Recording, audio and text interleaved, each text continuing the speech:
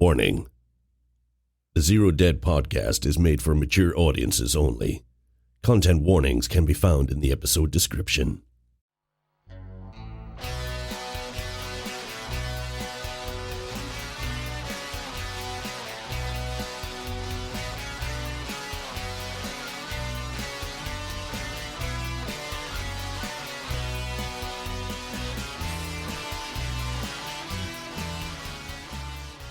So, welcome back.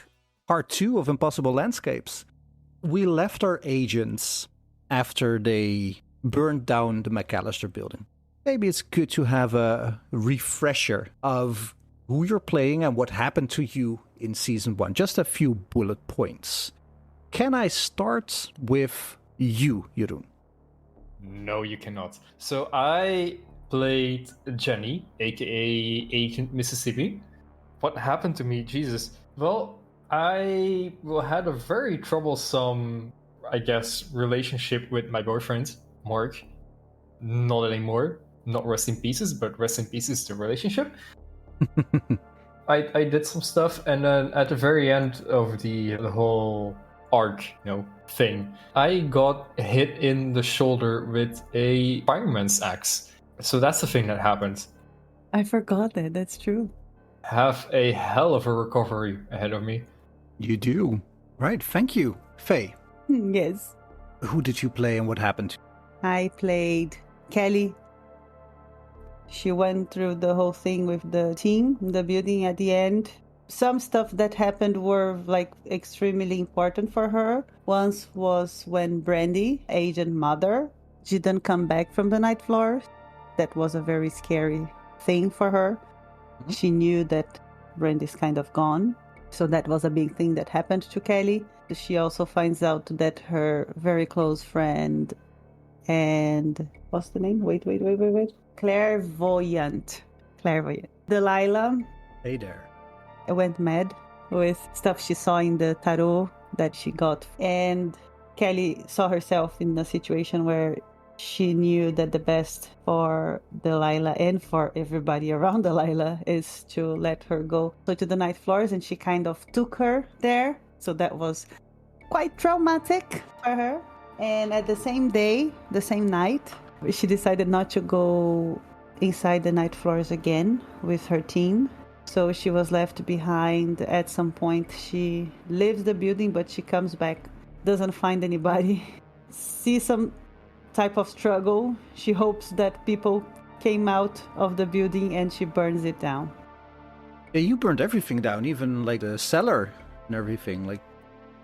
This is the thing, I'm not 100% sure, but I believe that she took everything because she had a collection of things that we were taking from the place to kind of understand what was going on. And I believe that she took all of those things to burn it also in the building.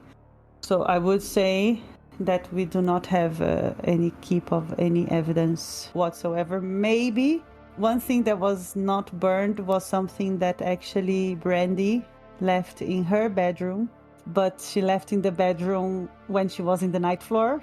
So it's confusing. I don't know if the evidence is there or not. I don't remember that part. That would be the only piece of thing that we never damaged. Luke, what happened to your character? Well, Luke played Agent Manhattan, and of course, right at the end, after all is said and done, he ran back into the night floors and started to try and burn down the bar, if I recall correctly. I ran down a corridor, I opened a door, and a man in a gas mask put the arse end of his shotgun into my face. Yeah. Credits roll. Yeah. After Kelly had burned down the entire building, we will never know what happened to Agent Manhattan, unfortunately. Doomed to roam the night floors, or maybe he has been killed. We might never find out. We shall never know. Thank you. I started off playing Brandy, or Agent Mother, who started more and more... She lost her faith along the way and started believing in the King in Yellow more and more because she saw the evidence for him and she didn't see the evidence of God and all the work that she did. So she decided to go back in, try and find out what was happening, and ended up getting an invitation to the ball. Mm-hmm. And she went. with the night manager as her date. Mr. Castaigne. Mr. Castaigne. My Indeed. penis does not work. I loved playing that out. It was so nice. It was such a good ending for her. Yeah. And then I started playing Thomas Wright, the dad of the girl Abigail who went missing, who was a cop. And he slowly started realizing that, towards the end, started realizing that both his wife and his daughter went missing under, or died or went missing under really strange circumstances that were potentially connected. And he was dragged out of the building because he only had 1 hit point left. Which is not a lot. Which is very little. Well, that being said, we pick up this story a few months after the Night Force. And I'm going to tell you now, and you already know, but I'm going to tell the listener, there will be a time jump. And the players know that the time jump will be approximately 20 years. But what happens in those 20 years? Well, the players wrote out some key story moments for themselves, and we're going to use the home pursuit to kind of see what happens inside these years. We pick it up after the Night Force. A few months have passed, and who wants to go first? We're going to do a little jump about 3 years. I see that Jeroen has his hands up. Jeroen. So Jenny, first of all, has moved out of New York because she broke up with Mark, or Mark broke up with her. She likes to think that she broke up with him, but really it was the other way around. Anyway, it's off. It's no longer a thing. She also used to have a job at a sanitation company, like a sanitation plant. Mm-hmm. But she missed a few days there, and then also had to go to the hospital because of the massive shoulder injury. So that's no longer a thing. So there's really nothing left for her in New York. So she's gonna move back south to her roots, to the town where she grew up in. Maybe even move back in with her parents temporarily, and then less temporarily. But yeah, a big part of those early years, or at the very least early months, is going to be physical therapy. You had a fire axe lodged in your shoulder. Yeah, so I imagine her collarbone is just gone, or cleanly snapped in two. Maybe a rib is broken. It's going to be a while before that's healed. Solid half year, I'm going to say. Does this leave any permanent injuries for you? Do you want me to roll for it? Sure. What, just like a D100 and then over-under? Well, seeing the extent or the type of injury that you had... Yeah. What do you think? I think con check with a 20% penalty. Yeah. That would see if you are permanently injured and you have a shoulder that doesn't work as it should.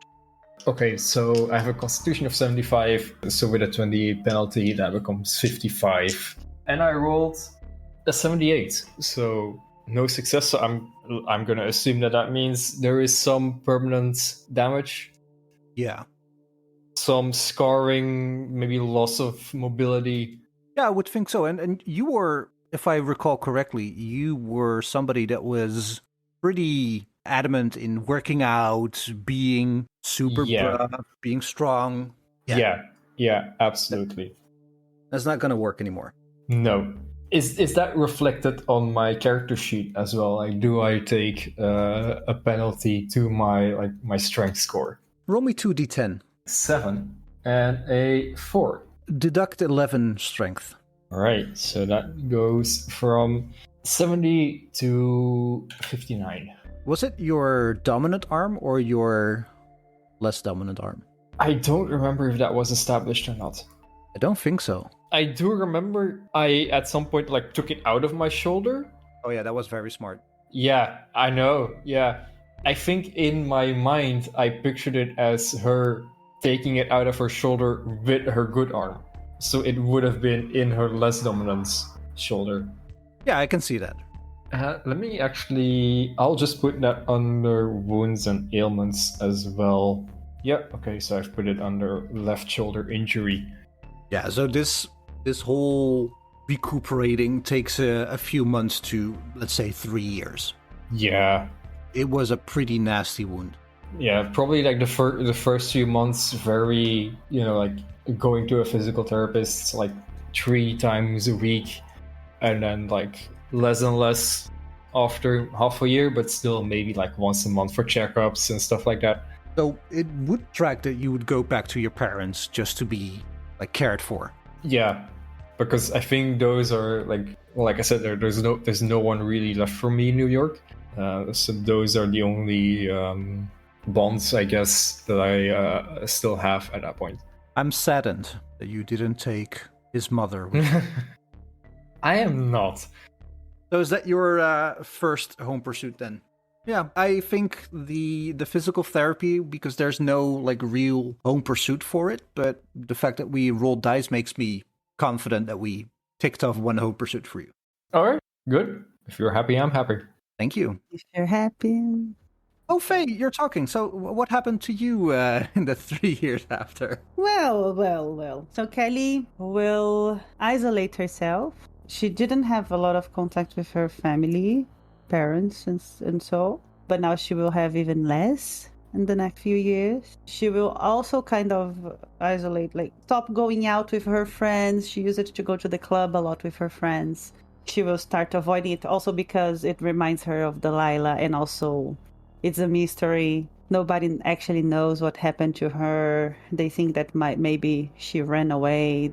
So it was too much for her to deal with all this. So she kind of spent most of her time in her apartment with her cat for the next few months. And she also, understanding that she had burned everything that was related to the story, understanding that she didn't want to forget everything, and also she wanted to understand yet what was happening there.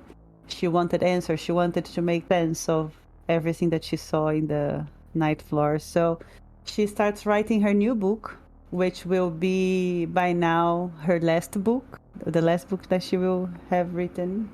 Mm-hmm. What happens is she's going to become a little bit, I don't remember the word, like she will focus a lot on that and won't do anything else. She will start doing like interviews.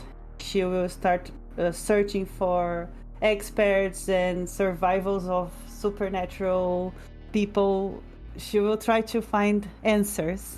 By doing that, she will actually find a group of people, maybe one person one day, that will invite her to join a meeting. She will see a lot of potential in this meeting, and from this day on, she will start joining this group of people. That's a very secretive group of people. All right, just so are you staying on the case? Like, are you looking more into the night force, or are you studying the unnatural in this case? I think she's studying more the unnatural. She's not so much in the case itself, but everything she saw, she tries to understand, to make sense of it, to understand how that was possible, how she could access that, how everything happened. Yeah. And she gets a bit like crazy about it. Like she can focus only on that. And it's great that she doesn't have friends anymore because nobody would understand her. Yeah, so basically you are joining a small cult or a gathering. I think in the beginning she doesn't understand that is a cult, but with time she starts seeing like, well, they are not just learning about things, they're kind of rituals, there are kind of things that some people have to do, sacrifices and stuff. So she understands that, well, this is also a cult. All right. What's your unnatural score right now? It is, I'm going to tell you. So your unnatural score is 4. Yeah. Would this be more unnatural or occult, do you think? I think her whole life she's interested in the occult. So her score is quite high, 70. Yeah. So I think this time she's looking answers somewhere else. Yeah, because the occult didn't give her the answers that she needed, so now she's like trying another avenue. Yeah, so I think it's unnatural, which I know the more I understand about the unnatural, the more sanity I lose. So Let's start with a roll. Roll me for your unnatural. And because you have a few more years to practice and study, you get a 20% bonus. So it's under 24 in this case. what about 91? Let me get my calculator here.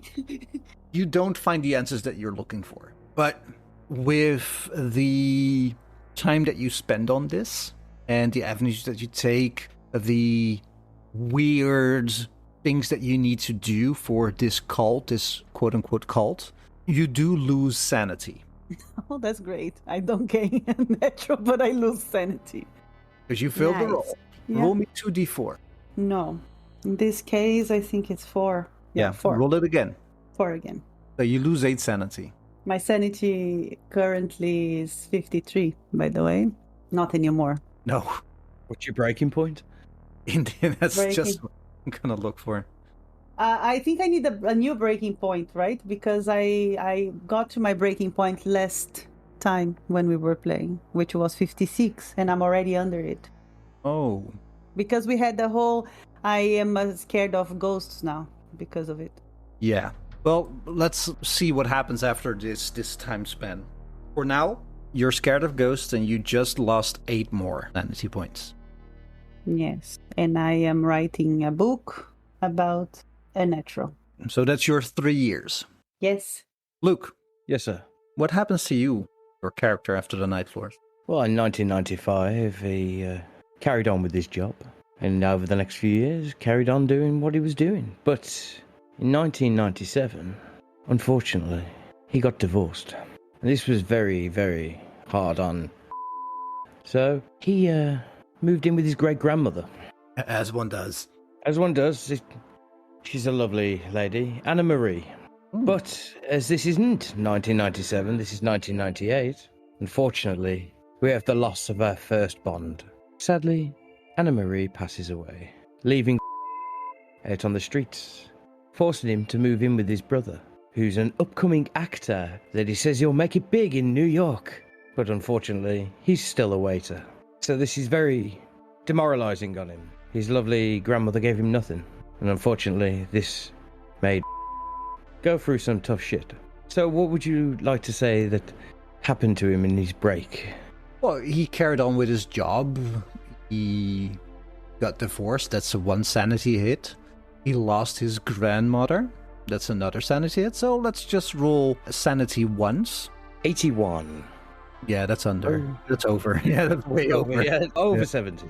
Roll me 2d4. 2 and 4. Oh, that's 6 sanity damage in these 3 intervening years. So at this point in the story, lovely is down on his luck. He is. Does he want to do any other home scenes? In different time jumps, yes, but this is... Alright. So this is where we will leave. So on this occasion, he loses the bond of Anna Marie, but gains his ex-wife. Oh, so As a his bond. ex-wife is a new bond. Yes, this is what I was going to do with this character, to make it more of my own. Mm-hmm. I'm going to lose all his bonds and replace them in the time jumps. Alright, roll me a charisma check. Charisma times 5. 29 under 85. Success, sir. Alright. Roll me 2d10. 7 and 5. So that's a new bond score of 12. That is one smooth mother effer. So that leaves Thomas. In the 3 years after the Night Floors, what happens? Well, he nearly bleeds to death, but recovers. It was mainly lots of blood transfusions and keeping... He was in the hospital for a week or 3, I think. Luckily, that was covered by his sort of police health insurance. Yeah, benefits. Yeah. He continues, after his colleagues tell him that it's not a good idea, he wants to get back to work. He doesn't like to be at home. Everything at home reminds him of his dead wife and his missing daughter. Mm-hmm. That he can't explain to anyone what happened. Like, he can't talk about it. So he turns to alcohol. And he tries to self-medicate his anxiety and the trauma and the nightmares that he has of his time with alcohol. In 1998, he's involved in like a minor accident while intoxicated, but on the job, he rear ends a vehicle at a stoplight, and luckily, like, nothing really happens. There's nothing really bad.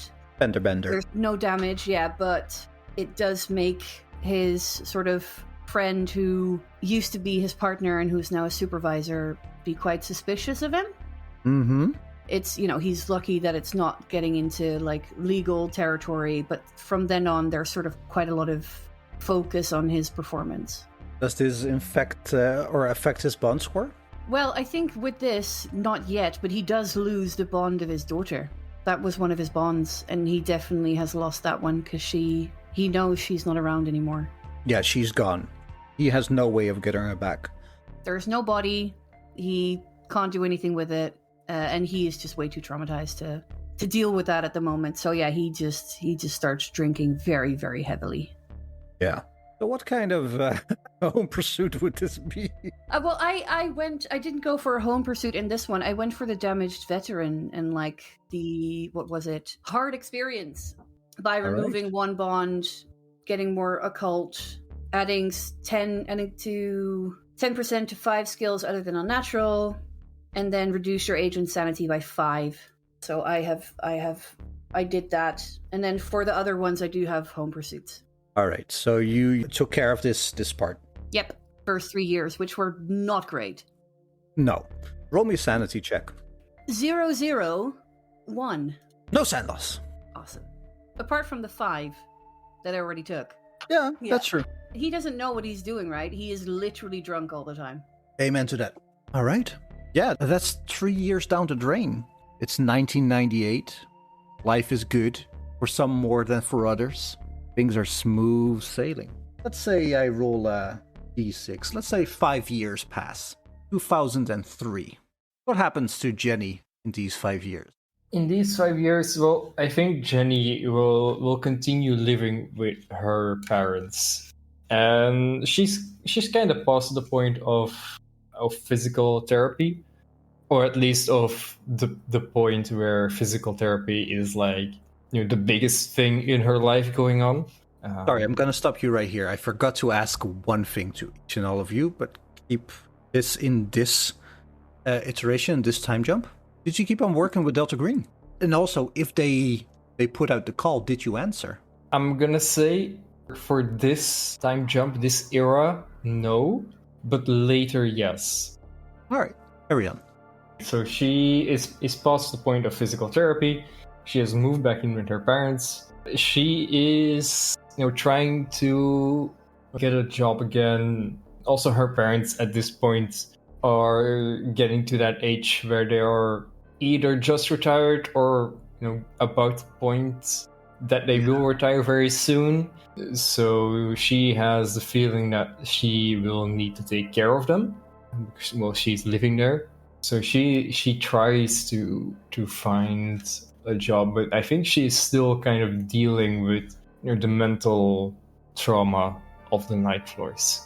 So she finds a job here and there, like maybe working in retail someplace, and then maybe an office job for a year, and then I know it's just kind of hopping from job to job, never really staying anywhere for more than like a year, maybe a year and a half max.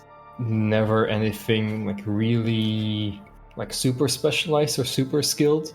Not the same as I think it was like an engineer or something in like a wastewater plant.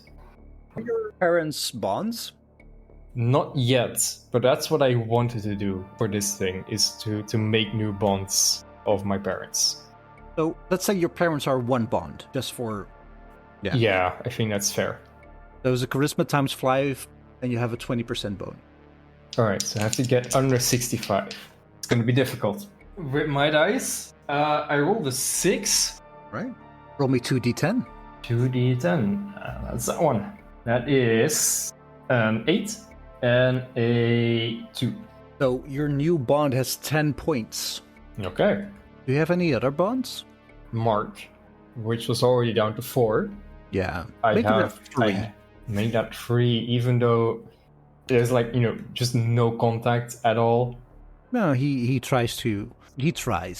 Even after 8 Um, years, he still tries. Okay, and then there is my cat, Ginger, which I did take her back south from New York. How's Ginger holding up to the Mississippi weather? How is Ginger? Well, it's been 8 years. She is starting to feel it in her bones, I'm gonna say. Like, she is quite the old lady at this point.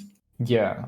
And then the last bond that I had were my original coworkers. Delta Green has this thing that if you lose a bond, you keep it on your character sheet, but you cross it out. Just so you know that the work you did with Delta Green does have its consequence. It's There's like a constant reminder. emotional scars. Indeed. So let's say we've all been there. You have perfectly good co-workers, you're like best friends at work, but then one of you moves away from work and you never talk to each other again. Cross them out. Okay, so I don't know how to cross them out, so I'll just put the score to 0. Yeah, just keep them there. Thank you very much. Yes. Hello.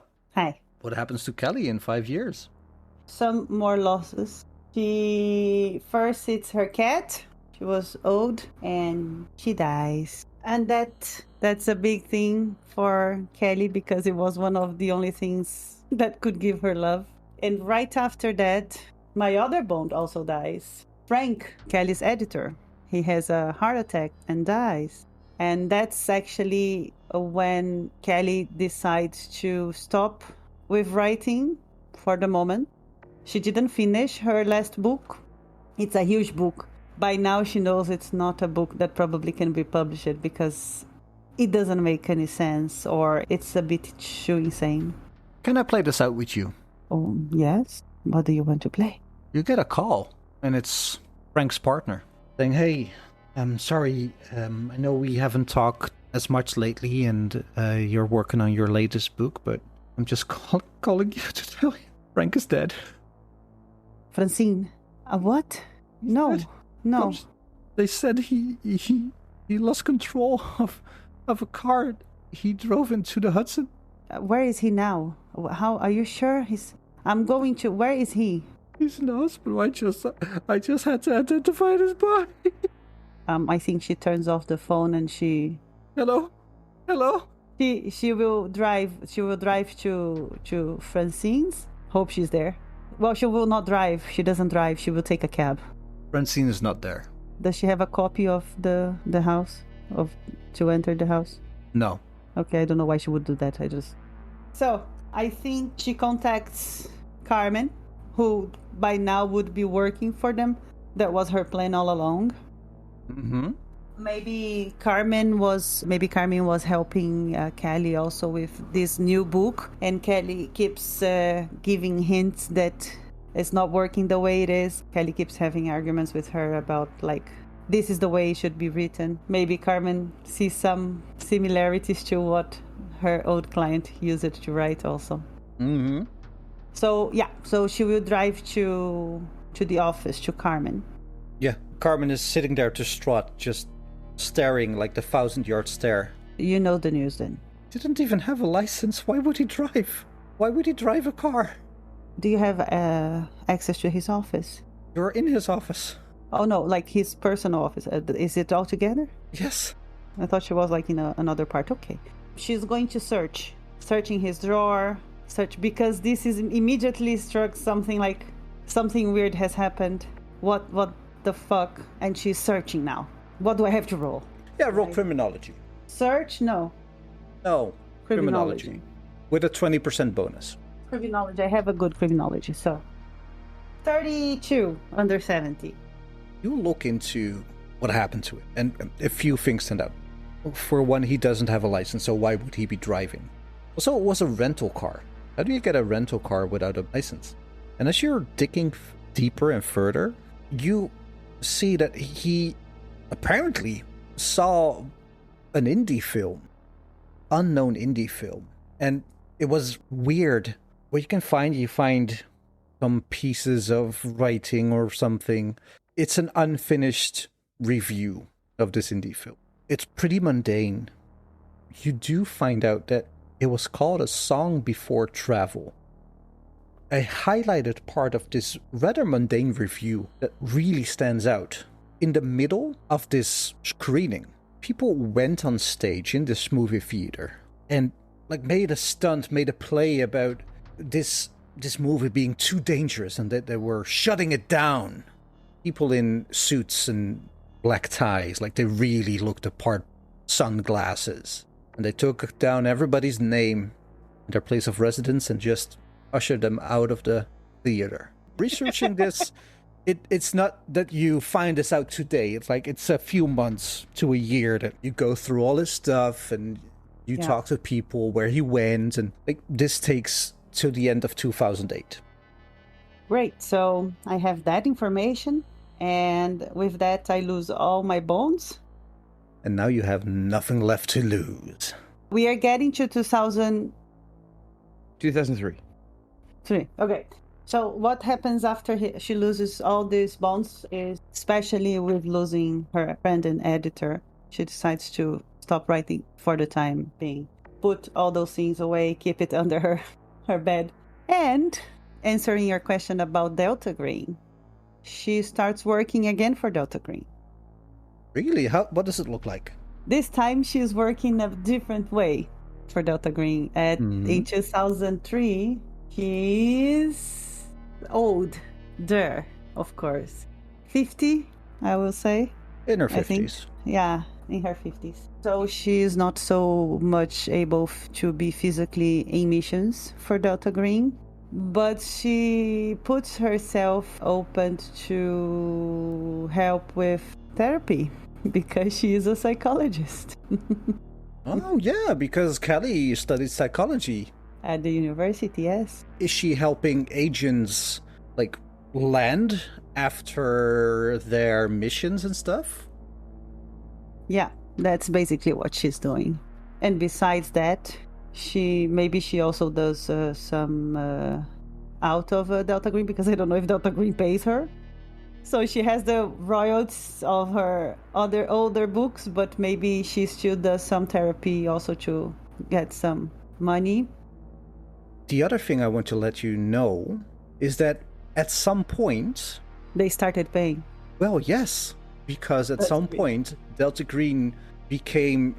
Well, it changed from a secretive clandestine operation to a full-fledged secret government operation. So at some point, you weren't working outside of the government, you were working as a part of the government. So there would be payment. Perfect. There is also the struggle with some agents that thought, I don't want any government oversight in this work that we're doing. So that would be the cowboys. And you have played as cowboys in Extremophilia. Yeah. Because that was somebody who had information, just put a team together and said, deal with this. You've requested trucks and guns and stuff. And he was like, I'll do my best. But he wasn't backed by the government, so he couldn't provide all this. Yeah, I remember that. But in this case, Delta Green, it does pay you because you are part of the official, quote-unquote, Delta Green mandate. All right, so she's getting paid and she's still joining the cult. And maybe she got a higher place after a few years. Right, roll me a stealth roll. 31. It's under, isn't it? Because I have 10%, 20% of 10, plus 10, 30. It's more. I rolled 31. All right. At some point, Ellie, you're getting a call. Hello? Ellie Donahue? Yeah, that's me. You're doing good work, ma'am. We're very pleased with the progress you're making with our agents who are returning from the field. That being said, your, let's say, extracurricular activities are less desired. Please refrain from joining this group again. And the phone is dead. They hang up. Do I need to roll for how much she follows that? Or it's my decision? That's your decision. But do roll me a sanity check there. 25, baby. let me say also, it is at the end of these years that she finally get a new bond. It's one of the agents she's taking care of. She shouldn't get connected. It's not supposed to be. She's not supposed to have any contact with the agents out of the sessions. But she sees it's a girl. Her name is. It's a name. She really has a name. Called Emily something. I have it here somewhere, but it's not finding now. That's a long name. She is Emily Harper. Emily Harper. She's 25, and she is a new Delta Green agent. And her first mission kind of messed up a lot her mind. And Kelly felt for her, like she saw herself young, having access to Delta Green already. She knows the struggles. So she starts getting closer and kind of having a bond with Emily. And Emily struggles with drinking as well. And Kelly suggests that she goes to AA meetings. And they start going to AA meetings in New York. New York! That's it for Kelly, by the way. Thank you, Mr. So, during 2003, we meet our lovely sitting at his desk at the 13th precinct of the NYPD when his chief comes up to him. Hey, I need you to come with me for a moment. He pulls to the side and tells him that the church that he goes to every Sunday religiously, he gives money for, and even to the point of holds events for him. He's been caught up with Fat Tony's lovely family. This church is now being used by Fat Tony to conduct meetings. So, of course, or should say, detective, has to go and have a lovely word with Tommy. This will be a loss of his bond with Tommy, because he's against the mob and their influence over Little Italy in Lower Manhattan. So, of course, would you like to indulge me, sir? How this, Who are you talking with? Father Tommy Ran. He runs the church, but he's now allowing Fat Tony to conduct business on the premises. Oh, aye. Father, I need a word in your office. Oh, my son. To what do I owe the pleasure? He looks around, looks left, looks right, sees no one sitting down in any of the pews. Fat Tony. Father, you can't do this. I know the accent is a bit terrible, but... Yeah. I mean... All right. I'll lose the accent, son. I'll lose the accent. It's a gimmick, you know? It gets the people in the church and everything. Got the name, it kind of goes with the territory. What can I do for you, son? You'll tell him to stop. You can't have it with this congregation. Father, what are you doing? Why are you allowing him in the building? You know how they are. If I don't allow them, they will come in and break stuff. Namely me. This is why you've got me, Tommy, Father. You practically raised me. Let's call me Daddy. I'm not calling you Daddy. We've been through this. You knew it was me in the confession box, and you kept saying it, and we're not doing it. Anyway, Father, after everything I've done for this church, how can you allow that man to even come in? Why didn't you come to me? I don't. I know how you are. I know that the moment you got word of Fat Tony muscling in here, you would talk to him, and he's just too powerful. I mean, you're just a detective. Not like you're a captain or something. That hurt, Father. This is the whole NYPD behind you. Turns around. There's no one there. At this moment, Tony walks in and sits down on the last pew. And the father looks over your shoulder and he says, I think you have something to talk about with the gentleman in the back, then. Detective turns around, quite angry. He's a stern man. Sits down on the pew opposite Tony. But you've also got to remember for context, and here's the little unveil here. Tony's paying off the father, and the father's willingly accepting it. Detective, to what do I owe the pleasure? So you know who I am, then? Of course. Daddy has told me all about you. Tony, I'm going to need you to leave. This church is very close to me. It'd be a shame for me to start poking in your business again. What do you mean again? We all know. You know, I know. Just got a pizzeria. I'm doing nothing wrong. Of course. The last one who threatened me, nobody ever saw him again. I don't know where he is. I feel like that's a threat, Tony. Some see it as a threat, some see it as just a matter of fact. I like to choose the latter. So you're intimidating a detective now, are we? I know you've got all the cops on the beat. I know they're on your payroll, but it's not so easy with a detective, is it? Oh, I've come to find that sometimes they need a little more persuading.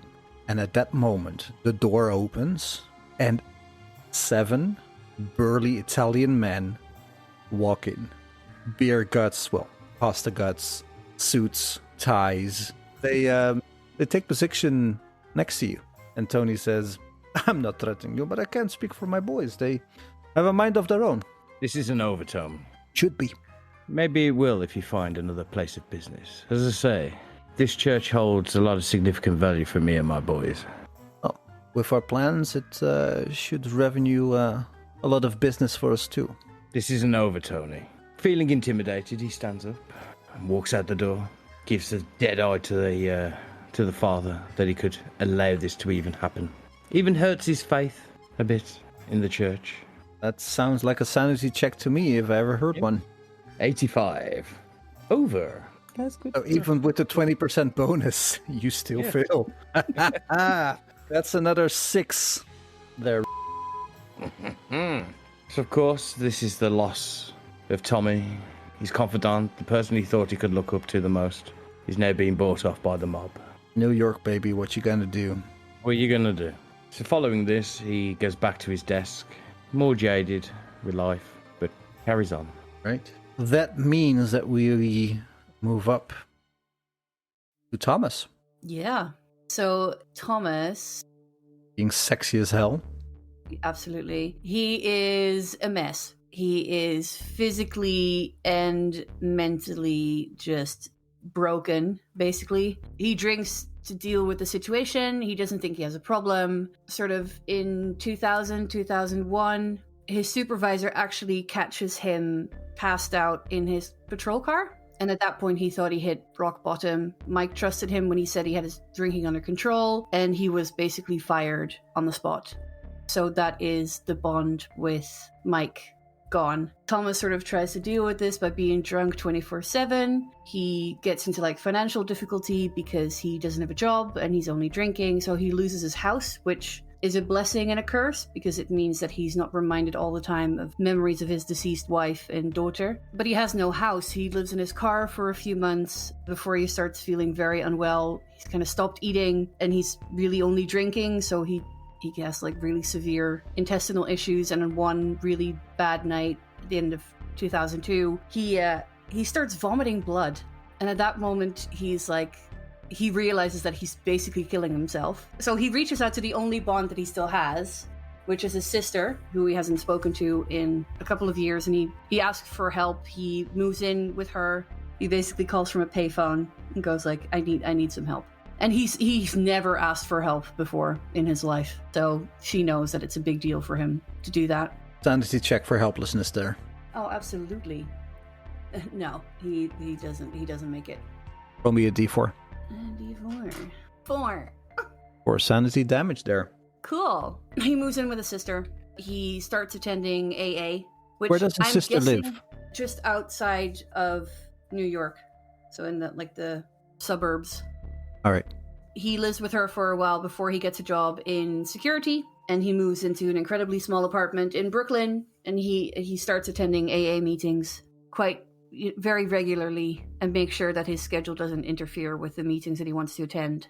And during one meeting in 2003, he bumps into Kelly. Hey! You don't say. You would not say. All right. Well, let's say that's the last day of this little stretch. So we'll explore this more in our stretch from 2003 to 2010. 7 years. Thomas, is that everything you wanted to do? Yeah, that was it. What happens to Jenny? So I think the first. So this is 2003 to 2010. You said. Mm-hmm.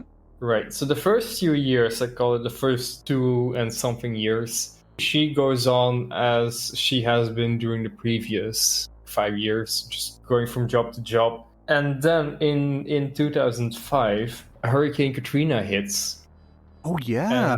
she has been feeling for a while like, I want to do something more. I want to help people. Like this retail job thing is just, I mean, it's bringing in some money, but it's not making me happy or anything.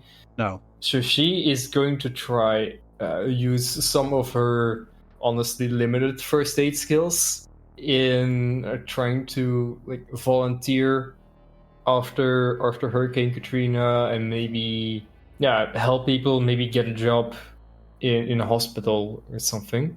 Later on, picking up on what Faye was saying, I think she maybe gets the call from Delta Green again, and maybe she moves into a separate wing of a hospital that deals with people who have seen the occult, people who like recovering Delta Green agents, stuff like that. All right. Where? Well, so this is the South. So this would be either probably Mississippi. I looked at the map before. I don't remember what like the big city there is called. Let me go. Baton Rouge is like an area in New Orleans or something, right? There's in Mississippi itself. There's Jackson, Mississippi. That's the capital. Oh yeah. Yeah, I think just like the south of Mississippi, like Slidell or Gulfport, or some city by the coast. Let's say Gulfport. Gulfport sounds cool. Yeah, Gulfport is, yeah. Let's say you get a seaside, well, I wouldn't say resort, but a seaside, how do you call this? Asylum? But there's a less... mental hospital. So, mental hospital in Gulf. Yeah, that's where she volunteers / gets assigned, yeah. How many days do you work there? Like 5 days a week? Yeah, I'd say so. 5 days, maybe 4 days. Probably 5 days. What's your profession there? Are you a nurse? Just like a volunteer food administrator? What do you do? Yeah, when I start there to volunteer, it's mostly just the most basic of first aid. Because like she has done like a couple of first aid courses in her previous job, and like she knows like one or two things about it, but she hasn't had like an actual medical education.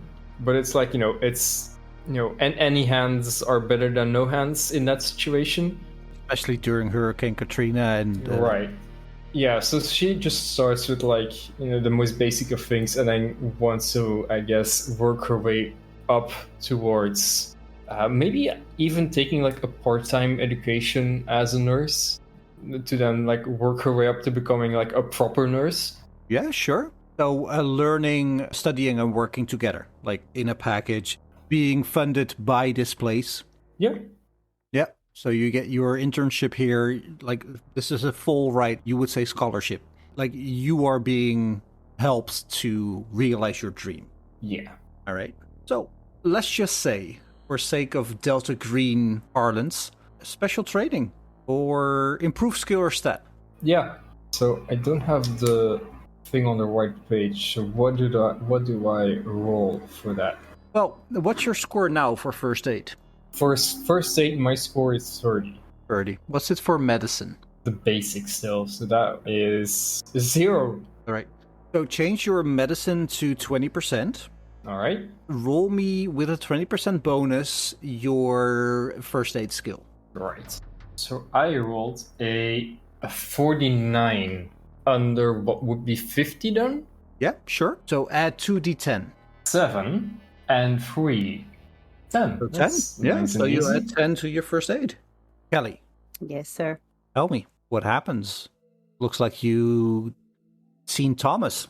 I see Thomas, yes, in one of the meetings. So, should I do this part with Thomas or I just... Sure.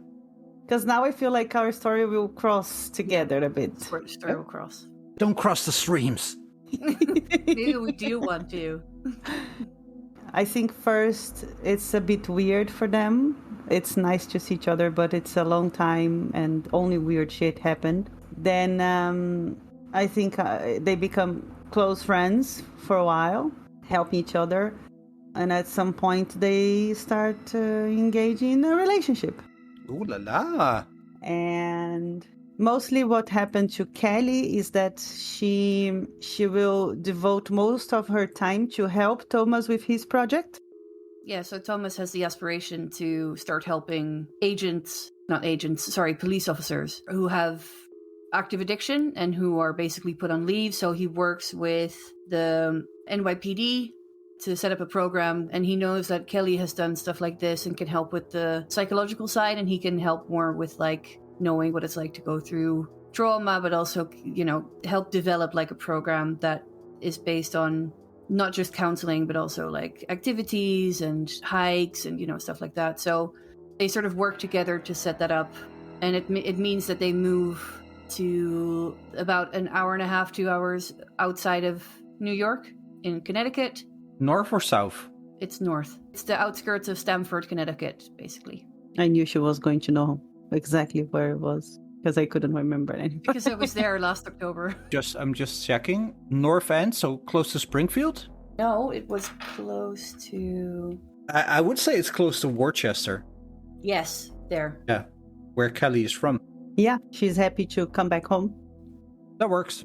All right. So that's something that he sets up, and this is like he gains a bond because eventually Kelly and Thomas get married. Yeah, indeed. All right. Then there's some stuff to just discuss now that I actually didn't talk to Sana because I forgot. Oh. Which is, I still work for Delta Green every now and then. Has Thomas ever, because before Thomas didn't really belong to, we kind of decided to make him join. So what happened there? He did not, and he has not in the meantime. Okay, so he knows. You guys told him about Delta Green as well. I mean, so yeah. Yeah, he knows that she's still doing it and that she does the things for agents. But yeah, mostly her life now is to help Thomas with his project, keep doing the agents, helping Delta Green every now and then when she can, and still going to the code. Still going? Yeah. All right. Thomas doesn't know this. No. So it's absolutely secret. Nobody. Emily also doesn't know. Nobody that is considered a bond now. Nobody knows that she goes. Besides Delta Green, apparently. Just saying that, what Kelly is saying is that she is going to a book club once every 2 weeks. Yeah. All right, let's see how this plays out. Well, we know how this plays out. In the meantime, well, yeah, it's pretty self-explanatory. Yeah. For our listening audience, it always comes out. Just so you know, it always comes out. Did we roll anything there, Thomas? No, but we were going to roll for Bond, right? Yeah. Yeah. But this is in a time where everything is hunky-dory. No, it's still beautiful. Yeah, so both of you roll me a charisma check plus 20. 14. Ooh. 60. Yeah, both of you roll me 2d10. 14. Kelly, your bond with Thomas is 14. Let's see Thomas's bond with Kelly. 15. Oh, he loves me more. Oh, Thomas. Not a race, but he's winning. Yes. And do I need to roll for Emily as well? No, she would be a half your score. So 10? Sure. Is your charisma 20? My charisma is 50. No, not plus 10. Give me a sec. So your charisma score is how much? 50. 15? 50. Divided by 5, it's 50. That's why I said 10. 10. So 10. Yeah, so let's say it's 5. Okay. I accept that. You better. It hurts a bit, but I accept that. So that's almost 20 years done, right? One more stretch. Almost. Luke. So, during on the job, being a detective, lovely Detective and Detective Sullivan, his partner, are out on a job. While busting down a door, we're greeted with a man already armed with a gun in his hand. Both detectives shout, "Freeze!" But the man fires, where Sullivan jumps up in front of Detective and takes a bullet for him. But this was center mass, and Sullivan remembered to wear his bulletproof vest that day, but he didn't. So this leaves a bond onto Detective because his partner took a bullet for him, which would have killed him. So this weighs heavy on Detective. Of course it does. So over the next 6 months of going to see the shrink, he realizes he's getting a bit too old to be out on the streets and doing all these detective things. So he decides one last hurrah before the end of his career to try and make sergeant. Takes the test and becomes a desk jockey in the 13th precinct as detective sergeant. All right. Yeah, I like it. Yeah. Detective Sergeant. Thank you very much. So this is the home stretch, people. The last lap. The last 5 years. Jenny. The Last Dance. I was saying before that while she was in this hospital, she was contacted again by Delta Green and maybe put in charge, or was at least helping with recovering Delta Green agents or validating Delta Green agents. I think that now becomes a more prominent part of her job. Yeah, I think it's not even being generous. You aced your exams and everything. Oh, absolutely. Yeah. She's a smart girl. Not really, but... All right, so that would be another pursuit? Yeah, and I think in this case it would be more learning about the occult or studying the occult. It's on the one hand, helping these agents, but on the other hand, they are also telling their stories and maybe slowly drawing her more into the occult and more into Delta Green again. So she picks up on some things, and then maybe at one point someone is telling her, this thing happened, and then she starts researching things on her own, outside of the work hours, let's say. Well, who is going to lose some sanity? Hey.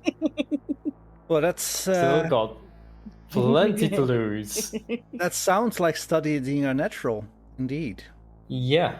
So roll me in a natural with 20% bonus there. It's 73 over 20.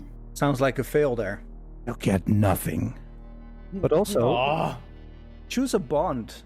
Well, Mark is still on 3, but also Ginger, my cat, is at this point probably in her 20s. She's not in her 20s anymore. Her clock stops. Aw, poor Ginger. So I will scratch her out then. F in chat, but you still have your bond with your ex. Yeah, still at pretty much the same rate as when they broke up 20 years ago. Yeah, so. I wouldn't have guessed. I wouldn't have put money on it. Jenny, where do you live at this moment? So at this moment, still in Mississippi, I think. Agent Mississippi. Yeah. You get a knock on the door. I go to open the door. You open the door and there is nobody there. You look left, you look right, but you do find an envelope on the doorstep. A FedEx. Is it one of those big yellowy ones? Yeah. A manila folder. Yeah. And at the top right, you see a green triangle. It's faded, but it's there. Okay. I pick it up. I look around to see, is there any cars there? Anything still maybe watching me? There's not, realistically. So I close the door, put the manila envelope down on my kitchen table. I go towards my cabinet. I open it. I move my bottles, the half-open bottles of whiskey and wine, move them out of the way. I go to the back, where I keep the good stuff. I grab an old bottle of bourbon. I pour myself a drink, down it, pour myself another one, and go sit at the kitchen table. I'm gonna open the manila folder with a kitchen knife and start reading. Right, I'm gonna stop you there. Thank you. Ellie. Yes. What happens in the last stretch of 5 years? Not much change. She just keeps helping Thomas, going to the code. Nothing really changed. There will be an event by closer to 2015, yeah. Do you want me to come in before we do that? Yeah. Sure. So one thing that Thomas never did is he never had a memorial for Abby because he couldn't deal with that. And through the work helping other people and talking about it with Kelly, she sort of helps him set up a little bit of a memorial for her so he can finally sort of let that go. and he's trying to sort of dwindle down the work that he does with the group. So instead of doing like 4 groups of like 2 months a year, he's only doing 2, because in 2015 he is 70 years old. Yes, I know, but I was thinking today it's a good thing that you learned how to play geriatric elderly characters in the last thing, because this is what we're gonna do. Yeah, so he's 70 years old, and he's like, I want to do, even though he still loves doing it, it's not necessary. Like, he can go into his police pension. Like, one of the things that they did was that he was still allowed to have that. So he's got an okay pension for the time that he worked for the police. But this is more of like a passion project that he does next to it. All right. And Kelly has a little bit of a hard time with that because she's still, she's 64. She's also a bit older now. But in 2015, she's 64. Because she was born in 1951. And I didn't calculate that for me. ChatGPT did. I literally asked him, how old is Kelly now? Because he knows the whole story from Kelly. She doesn't want to stop. She doesn't want to reduce. And she is still very vivid, looking for answers. Like that part of her, it didn't change. She is still super into all the unnatural stuff. Now getting a bit more careless about how she's hiding it from Thomas. So she's missing the readings.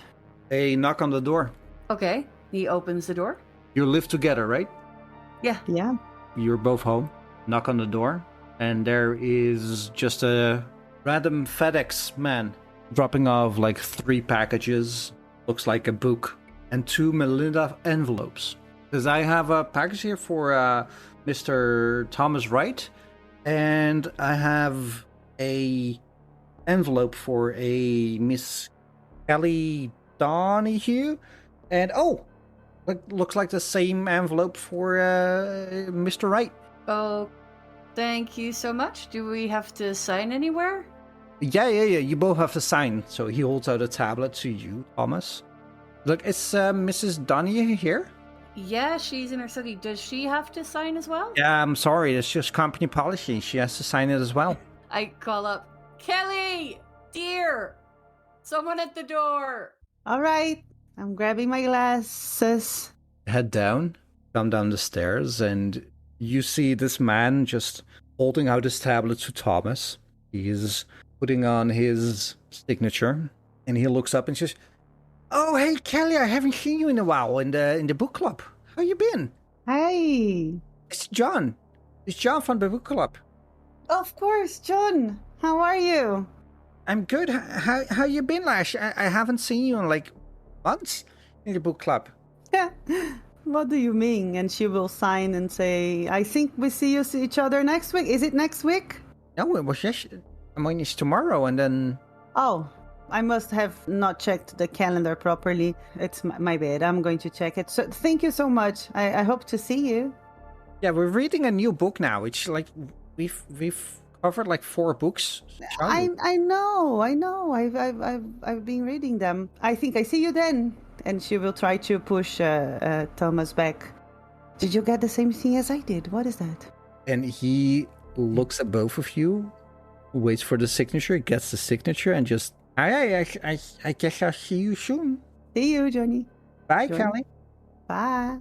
And he walks up. Let me see yours. She's trying to distract Thomas, so she's like, let me see yours, and try to check his... No, you need your glasses?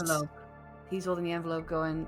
Do you need your glasses? I'm going to grab them for you. What do you want a tea? I'm making a tea. Kelly, stop. Yes, dear. What do you mean you haven't been to the book club in 4 months? I mean, he's absolutely mistaken. I don't know. Kids. Of course I've been there. I've told you. Every time I go, I tell you. Okay. What is it? He's confused. I'm curious about this letter. We have received the same thing. Come, let's open this. And I push him to our home office. He lets it go for now, but he thinks that she's cheating. Thomas will remember this. Yeah, exactly. As you look at the envelopes, both envelopes, they're addressed to both of you individually. Different names, same address. And at the top right, there's a little faded green triangle. You both react to this. I think if I see that Thomas is exactly like mine, I already know what it means. She will hold the back of his back. She will put her hand in the back of his back, and she will actually say, "Oh, I think you're being invited." But I'm 70 years old. You know, we can help in different ways. You know that very well. We are helping agents now. You're helping agents. I'm helping cops. That's different. Thomas, they're all trying to make the world better. We're helping people, and we are able to do that. Through this invitation, you will be able to do that. Can I say that one thing happens with, like, feeling that Kelly's breaking his trust is that he is desperate for a beer for the first time in almost, I think it's 10 years. He's Right. desperate for a beer. Roll a con check. Con times 5. Do you have beer in the house? We don't have alcohol in the house. I rolled a 70 over 50.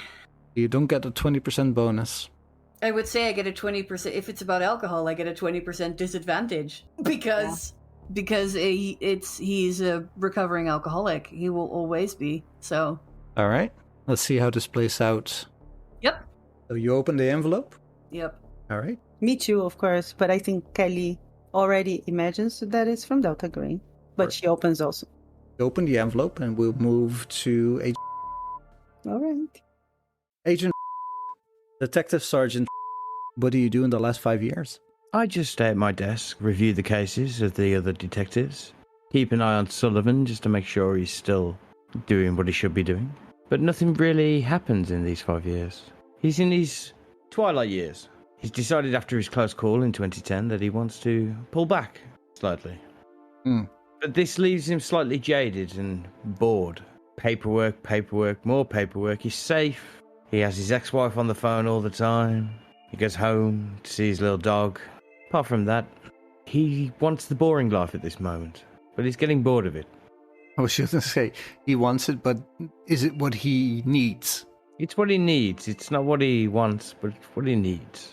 Few years pass, and one day you step into your office, and there's a FedEx envelope on your desk. You pick it up, you look at it, ask around like, who left this here? Nobody knows a thing. The one thing that stands out, besides your name, your precinct, your address, a little green triangle up right, and you have no idea what this kind of intrigues you. What does it say on the envelope? It says, Precinct 13, NYPD, FAO, Detective Sergeant Graham Giradonda.